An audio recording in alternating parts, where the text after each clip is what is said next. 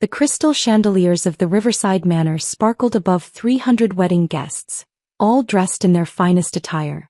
I stood near the back of the reception hall in my plain navy suit, the only one I owned, watching my older brother Michael prepare for his best man speech. His bride, Christina, sat beside him at the head table, her wedding dress probably costing more than most people's cars. I tried to skip the wedding entirely, but Mom had insisted. "He's your only brother," she'd said on the phone 2 weeks ago. "I don't care about your complicated relationship. You'll be there and you'll be civil." Civil. That was one way to describe how Michael and I interacted. Hostile indifference might be more accurate. "Ladies and gentlemen," the wedding coordinator's voice echoed through the speakers. "Please welcome the best man, Jonathan Chin, brother of the groom." I made my way through the tables, feeling eyes tracking my movements. I heard whispers as I passed, the same whispers that had followed me for the past 6 years. "That's the other brother. The unsuccessful one.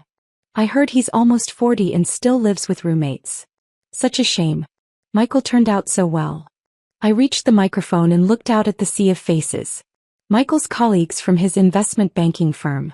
Christina's family, all old money and older traditions. Our parents' friends from their country club. Everyone who mattered in their world. Everyone who had spent years watching me fail. "Thank you all for being here," I began, keeping my voice steady. "I'm Jonathan, Michael's younger brother. I'm supposed to tell you heartwarming stories about growing up together, about what a great guy Michael is, about how perfect he and Christina are together." I paused, taking a breath. "And I will. Because despite our differences, despite the very different paths our lives have taken, Michael is my brother. And today is his day." I launched into safe territory, childhood stories carefully selected to be amusing without being embarrassing, compliments about Christina that were genuine enough to land well, wishes for their future happiness that I mostly meant. The speech lasted 7 minutes. I got polite applause. Michael's smile was tight as I handed him the microphone for his own speech. "Thank you, John," he said, his voice warm in that practiced way of his. "My little brother, everyone. John's had an interesting journey. Not everyone takes the traditional path, and we should celebrate that. Even when the path leads to a garage startup that's been about to break through for 6 years now." Uncomfortable laughter rippled through the crowd. "I'm kidding, of course," Michael continued, though his eyes said otherwise. "John's persistence is admirable. Most people would have given up and gotten a real job by now. But not John. He's still out there, chasing the dream, living on ramen and hope." More laughter, less uncomfortable now. In all seriousness, Michael's tone shifted to something that might have been compassion if you didn't know him well. "I admire my brother's dedication to his vision, even if it hasn't panned out the way he hoped. Not everyone can be successful in business. Some of us are dreamers and some of us are doers. The world needs both." I felt my face grow warm but kept my expression neutral. This was Michael's specialty. The subtle cut dressed up as a compliment, the public humiliation disguised as brotherly affection. He continued his speech, talking about his own journey from Harvard MBA to his current position as managing director at Goldman Sachs. He thanked Christina's father for trusting him with his precious daughter, mentioned the honeymoon in Bali, first class naturally, and outlined their plans to buy a home in Westchester within the year. When he finished, the applause was thunderous. Michael was good at speeches. He was good at most things. That was part of the problem. Dinner was served, filet mignon and Chilean sea bass with wine pairings for each course. I sat at a table with various cousins and family friends, most of whom I hadn't seen in years. "So Jonathan," Aunt Carol leaned across the table, her diamonds catching the light. "Michael mentioned you're still doing the startup thing. How's that going?" "It's going well," I said simply. "Well, but not successfully well?" He tried to make it sound gentle. "I mean, you're still living with roommates, aren't you?" "I have roommates, yes. At 37. She said it like a diagnosis. "Honey, have you considered that maybe it's time to try something else? My friend's son is a recruiter. He places people in tech companies all the time. Real tech companies with salaries and benefits. I could put you in touch." "That's kind of you, but I'm committed to my current work." Uncle David joined the conversation.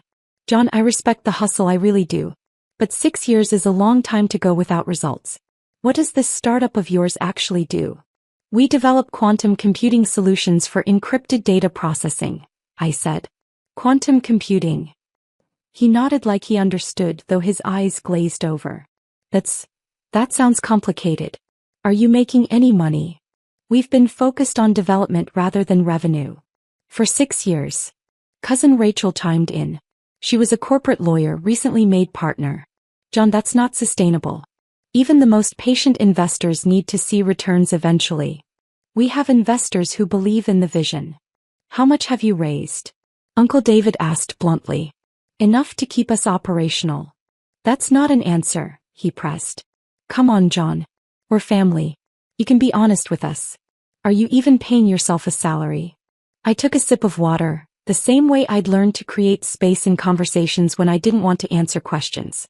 The business is funded adequately for our current needs. That means no, Rachel translated for the table. John, this is an intervention of sorts. We care about you. We don't want to see you waste your entire life on something that's clearly not working. It's working fine. Then why are you still living with roommates? Aunt Carol's voice rose slightly. Why are you wearing a suit that looks like you got it at Target? Why did you arrive in an Uber instead of your own car? I sold my car. I didn't need it. The table went quiet. Even they could hear how bad that sounded. Oh, honey, Aunt Carol said, genuine pity in her voice now. You sold your car. That's really concerning. I work from home. Public transportation is efficient in the city. It was an unnecessary expense. Or you needed the money, Uncle David said flatly. John, this has gone on long enough. I'm going to be direct because someone needs to be. You're not 25 anymore. You're not even 35. You're pushing 40 and you have nothing to show for it. No house, no car, no wife, no kids. You're living like a college student because you're too proud to admit that your startup failed. It hasn't failed. Then what would you call it? Rachel challenged. What metric of success can you point to after 6 years of work? I could feel eyes from other tables turning toward us. The conversation was getting heated enough to draw attention. Look at your brother, Aunt Carol said, gesturing toward the head table where Michael and Christina were cutting their cake. Look at what real success looks like. He's 39, just a year older than you. He has a corner office, a beautiful wife, a bright future. That's what happens when you make smart choices. Different choices, I corrected quietly. Smart choices, she insisted. Practical choices. Adult choices. John, I love you, but someone needs to tell you the truth. This startup dream is over. It's time to grow up and join the real world. Before I could respond, Michael's voice boomed through the speakers again. Everyone, if I could have your attention for just one more moment. I want to do something special. The room quieted. A spotlight swung to illuminate our table. Specifically to illuminate me. John, Michael said, his smile broad. Little brother. Could you come up here for a second? Every instinct told me this was a bad idea, but 300 pairs of eyes were watching. I stood and walked to the front, feeling like I was approaching a gallows. Michael put his arm around my shoulders, the gesture looking brotherly to everyone watching. His grip was tight enough to be controlling. Ladies and gentlemen, I want to talk about my brother for a minute. John and I have taken very different paths in life. I went the traditional route, good school, good job, climbing the corporate ladder. John here, he's a dreamer. An entrepreneur. He's been working on his startup for. He paused, pretending to calculate. 6 years now. Almost 7. Time flies. Polite, awkward laughter.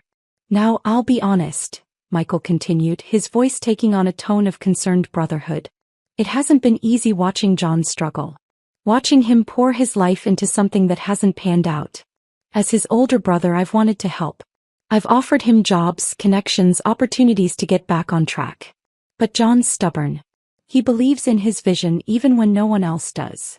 The pity in the room was palpable now. I could feel it pressing down on me from all sides. So tonight on my wedding day, I want to do something for my little brother. Christina and I have discussed it, and we'd like to offer John a loan. Not a huge amount, but enough to help him get back on his feet. Help him find an apartment without roommates. Maybe buy a car. Start fresh. He looked at me, his eyes challenging me to refuse in front of everyone. We'll call it $25,000, he continued. No interest, no time pressure. Just family helping family. What do you say, John? The room waited. This was his moment of triumph. The successful brother publicly saving the failed one. The responsible sibling extending charity to the one who'd wasted his life. I looked at Michael, really looked at him. Saw the satisfaction in his eyes, the subtle smirk playing at his lips. This wasn't about helping me. This was about establishing once and for all who had won the unspoken competition between us. That's incredibly generous, I said carefully. But I'm going to have to decline. His smile faltered. John, don't be proud. We all need help sometimes. I appreciate the offer, but I don't need help. I'm doing fine. You sold your car, he said loud enough for everyone to hear. You're living with roommates at 37. You're clearly not fine. I have everything I need. Except success, he said, and now the mask was slipping. Except a real career, a real income, a real life. John, just admit it. Admit that your startup failed, take the help and move on. The startup hasn't failed. Then show me the success. His voice rose. Show me any evidence that you haven't wasted 6 years of your life playing entrepreneur in your garage. Show me the money, the users, the growth, anything that proves this isn't just a fantasy you've been living in. The room was dead silent now.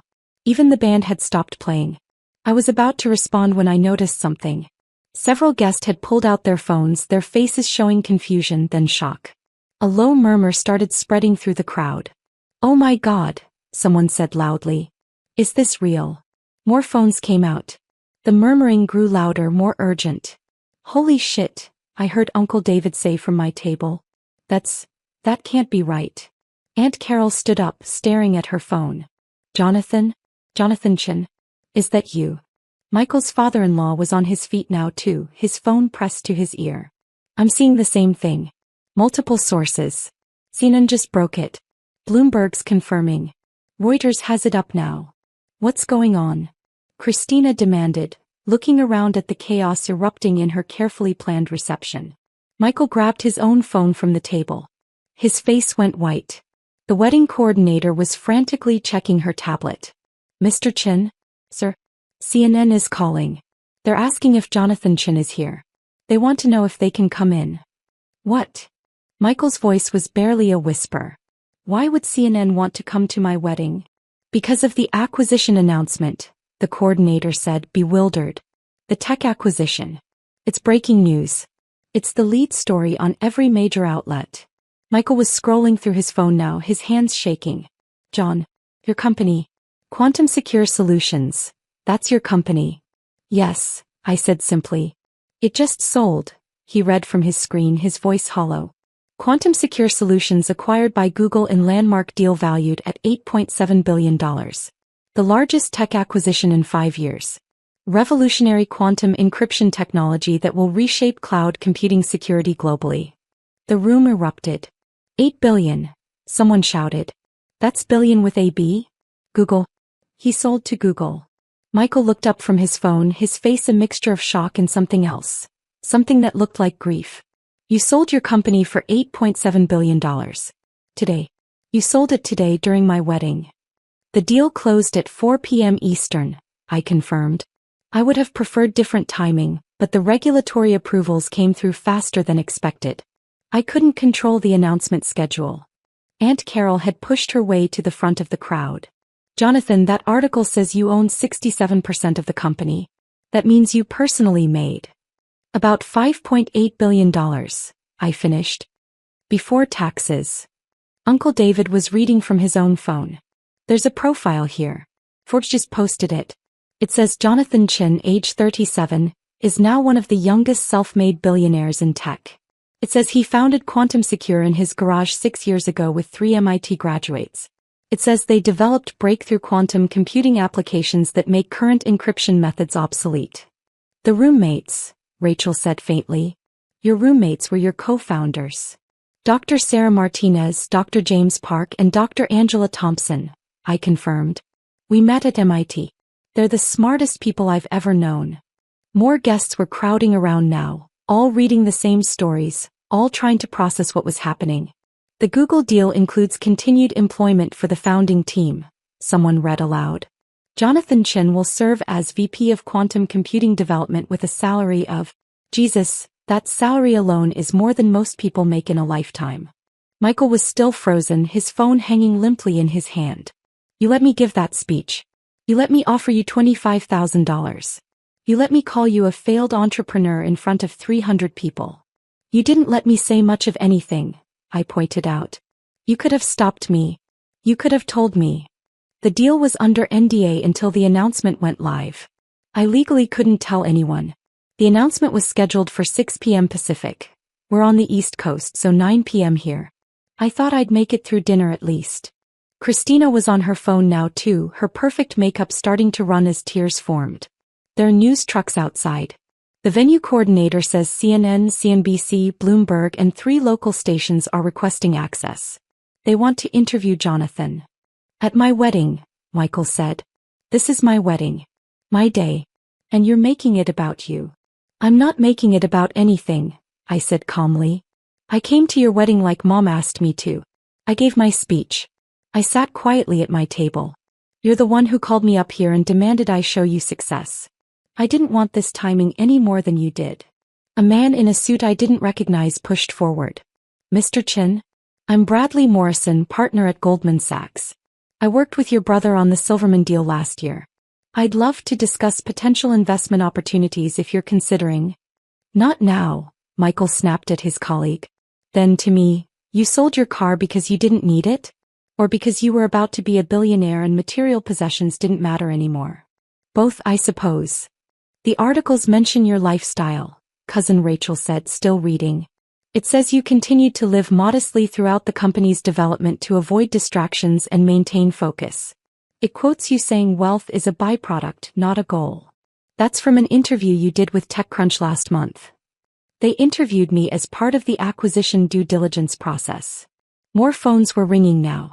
Uncle David answered his, listened for a moment, then looked at me with an expression I'd never seen before. That was my office. They want to know if I can introduce them to you. They're interested in discussing wealth management services for high-net-worth clients. High net worth, Aunt Carol repeated with a slightly hysterical laugh. He's worth almost $6 billion. That's not high net worth, that's... I don't even know what that is. The wedding coordinator approached again, more frantic now. Mr. Chin, Jonathan Chin, the press is getting aggressive. They're asking if they can set up outside. CNN is offering to pay for exclusive access. What should I tell them? I looked at Michael and Christina. This was their day, their moment. And I just inadvertently destroyed it. Tell them I'll give a statement in 30 minutes, I said. Outside. Not in the venue. And make it clear that today is about Michael and Christina's wedding. The business news is secondary. Secondary, Michael repeated numbly. You just became a billionaire and it's secondary. To your wedding? Yes. You're my brother, Michael. That matters more than money. He laughed, but there was no humor in it. Money. You say that like it's trivial.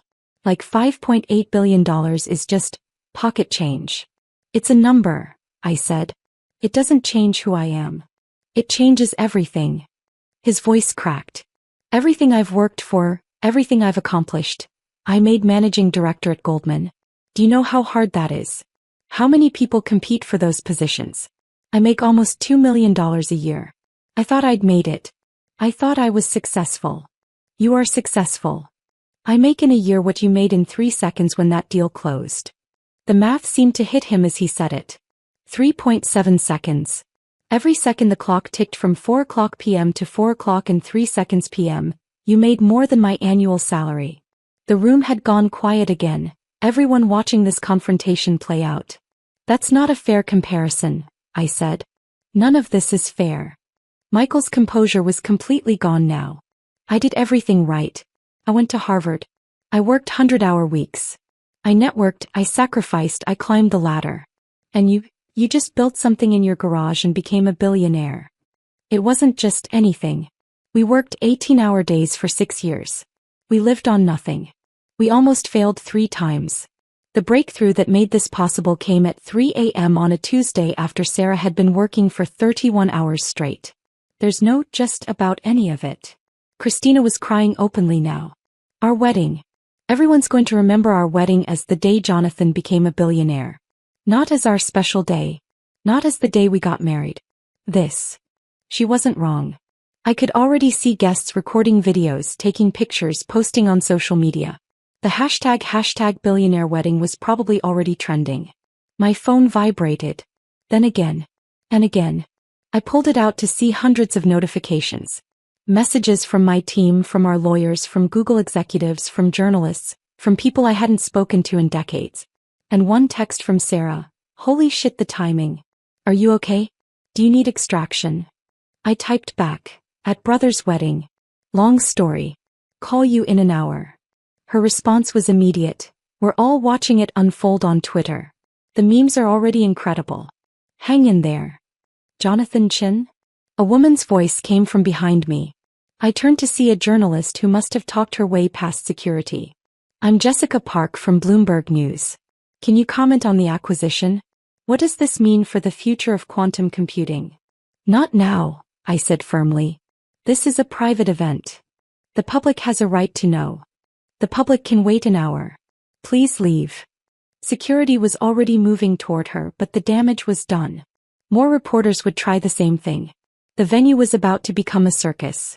Michael, I said, turning back to my brother. Christina. I'm going to leave. I'll give my statement outside, draw the press away, let you salvage what's left of your reception. I'm sorry about the timing. I truly am. Sorry, Michael repeated. You're sorry. You just humiliated me in front of everyone I know, everyone who matters in my career, and you're sorry. I didn't humiliate you. I didn't do anything to you. You exist. He shouted it, his face red. You exist, and you're better than me at everything that actually matters. I spent my whole life trying to beat you, trying to be the successful one, and you just... He couldn't finish. Christina put a hand on his arm, but he shook it off. Do you know what this is going to be like for me? He continued. Going into work on Monday? Everyone knowing that my failed entrepreneur brother sold his company for almost $9 billion? Everyone remembering that I called him a dropout at my wedding? That I offered him a loan of $25,000. That speech is already viral, someone called out unhelpfully. 3 million views on TikTok. Michael's face went from red to pale.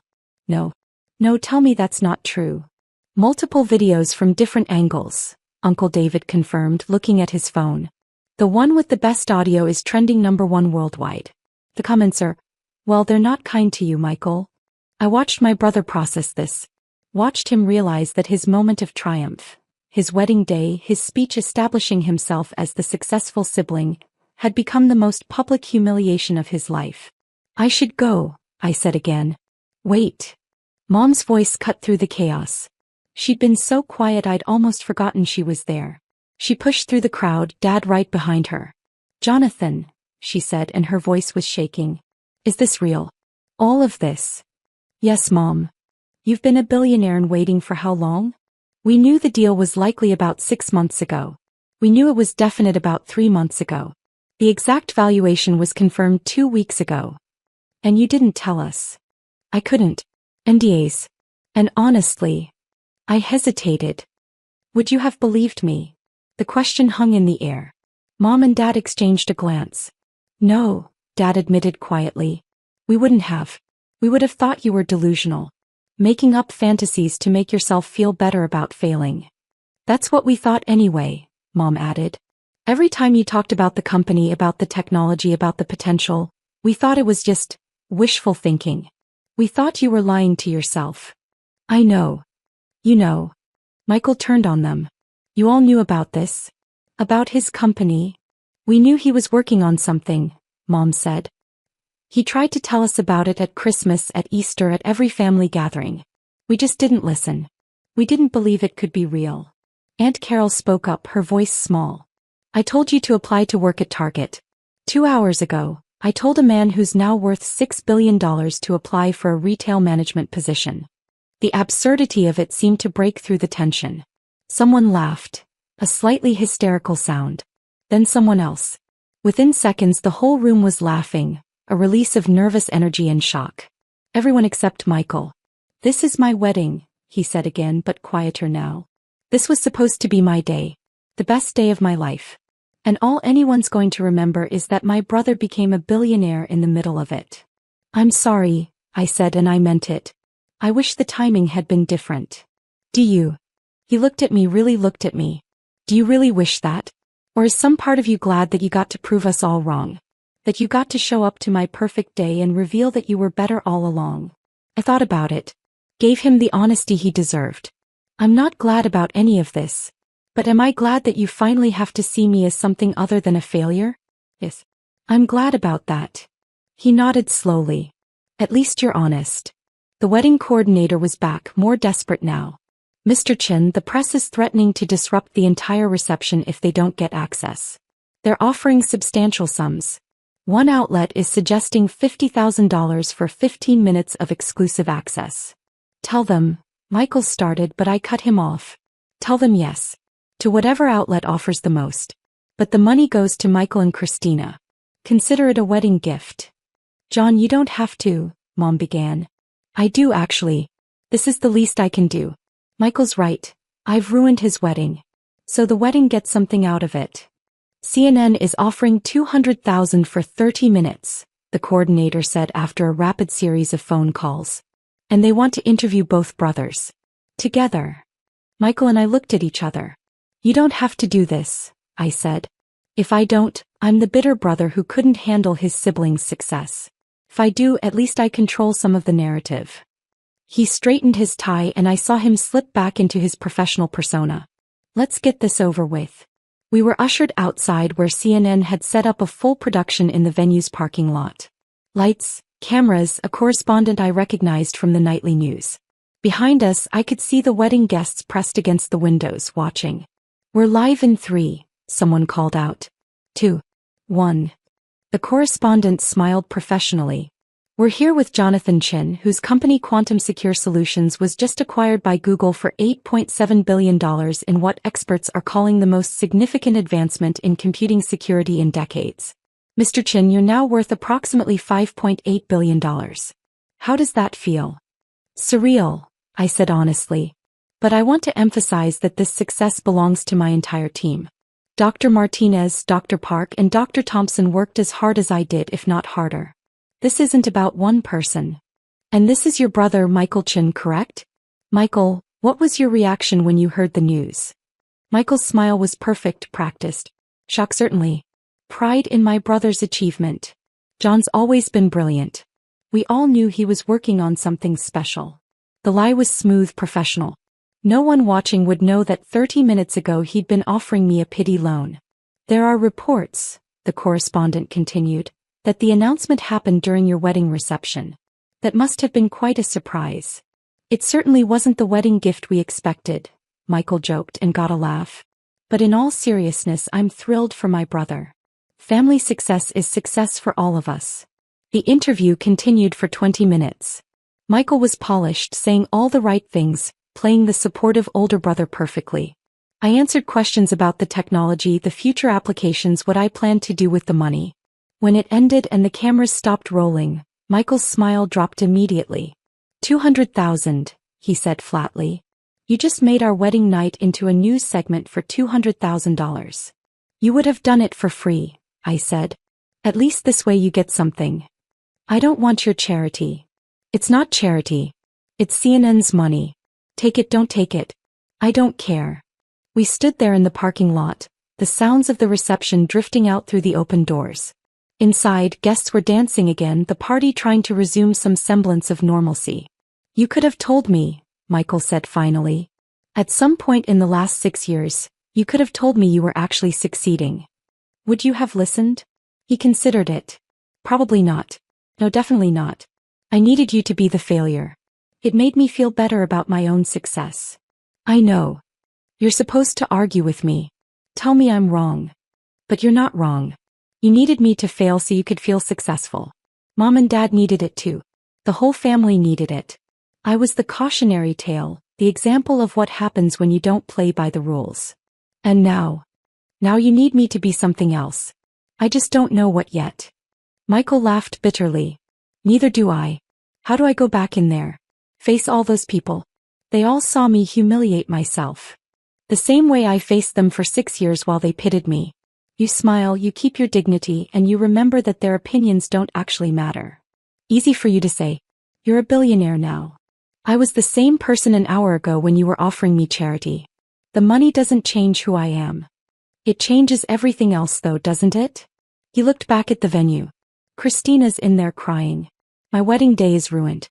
And tomorrow, every paper is going to run the story of how I mocked my billionaire brother at my own reception.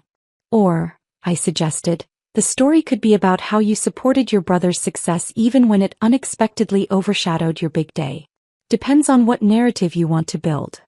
He studied me for a long moment. When did you get so wise?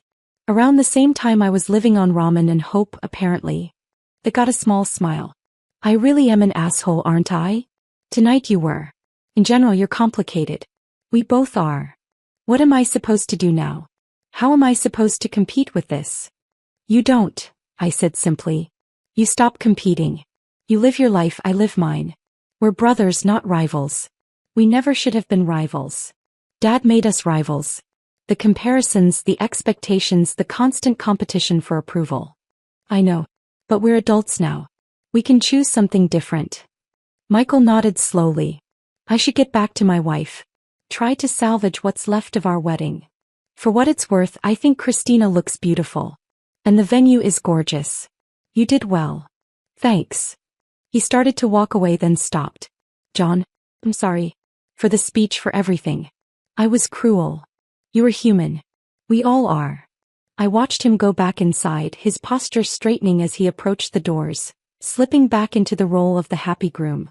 My phone buzzed again. Sarah calling. Hey, I answered. You okay? Her voice was warm with concern. Define okay. Fair point. The internet is losing its mind. We're trending #1 on literally every platform. Angela set up a group chat for the 4 of us. We're all being bombarded with interview requests. We should coordinate responses through the Google PR team. They'll want to control the narrative. Already on it. But John, are you okay? That speech your brother gave, that was brutal. It was honest. In its own way. It was cruel. That too. I could hear voices in the background. James and Angela probably watching the coverage. My team. My friends. The people who'd believed in the vision when no one else did. We did it, Sarah said softly. We actually did it. We did. So why don't you sound happier? I looked back at the venue, at the celebration continuing without me, at the family that had spent years misunderstanding me. Because success is complicated, I said. And family is even more complicated. You want us to come get you? We could grab drinks, celebrate properly. No. I should probably go back in for a bit. Make sure Michael's okay. You're a better person than I'd be in your situation. I'm really not. I'm just tired of fighting. We talked for a few more minutes, making plans for next week's meetings with Google, discussing the press strategy, laughing about the absurdity of the timing. When I hung up, I stood in the parking lot for another moment, watching the party through the windows. Uncle David was talking animatedly to a group, probably telling them how he'd always known I'd be successful. Aunt Carol was showing people something on her phone, likely the news coverage claiming some sort of credit for my upbringing. Mom and Dad sat at their table looking shell-shocked and small. And Michael was dancing with Christina, holding her close, trying to create a moment of normalcy in the chaos. I could leave. Call an Uber, go home to my apartment. The one I'd be moving out of soon because the world now knew I was worth billions and I'd need actual security. I could let them celebrate without me, let Michael have what remained of his night. But that felt like running away. I walked back inside. Heads turned, conversations stopped. Then Aunt Carol was rushing over, Uncle David right behind her, both of them suddenly my best friends, suddenly so proud, suddenly claiming they'd always believed in me. Jonathan. Aunt Carol gushed. I've been telling everyone about how we knew you were special even as a child. That brilliant mind of yours. You told me to apply at Target 2 hours ago, I reminded her gently. She had the grace to look embarrassed. I was just worried about you, honey. We all were. Were you? I looked around at the family members converging on me. Or were you uncomfortable with someone choosing a different path? We just wanted what was best for you, Uncle David said. You wanted what looked successful to you. There's a difference. I felt a hand on my shoulder. John, can we talk? Outside. We walked out to the venue's garden, away from the noise and the cameras and the sudden flood of attention. I'm sorry, she said immediately. Not for tonight, for everything. For years of not listening, not believing, not supporting you the way I should have. You supported me how you knew how. That's generous, but it's not true. I dismissed you. I compared you to Michael constantly. I made you feel like a failure because you weren't successful in ways I understood. She took a shaky breath. I'm proud of you. I should have said that years ago, but I'm saying it now. I'm incredibly proud of you. Thanks, Mom. And I'm sorry it took billions of dollars for me to finally see what was there all along. We stood together in the garden, the party continuing without us. After a while, Dad joined us, then Michael and Christina. One by one, the family filtered out until we were all there together, away from the chaos. I propose a toast, Michael said, raising his champagne glass. To John. To seeing people for who they really are, not who we need them to be. And to second chances for families who screw up. I'll drink to that, I said. We toasted, and for the first time in 6 years, maybe for the first time ever, I felt like we might actually be a family instead of a collection of people bound by biology and competition. Inside, I could hear the DJ starting up again. Michael and Christina went back to their first dance, this time without the weight of comparison hanging over it. And I stood with my parents in the garden, watching through the windows, no longer the family failure or the surprise billionaire. Just their son. Finally,